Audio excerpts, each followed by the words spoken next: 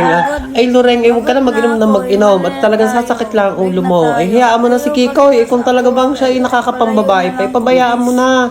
Ay halay, sige na, huwag nang uminom na ulit, huwag nang umiyak. At nako, isa ganda mo nang ayan. Ba't nga ba pag pinagpalit pa ni Kiko? Ay hayaan mo, takot ka, kausapin ko yan si Kiko. Ikaw pagkaaga-aga ng mga ito Ako kaaga-aga ng mga ito ni si Loreng talaga may pagtawag pa hindi pa ako nakakapanukulay Oh, Diyos ko po, kaaga-aga nag-inom. Teka, tatawagan ko nga ito si Kikoy.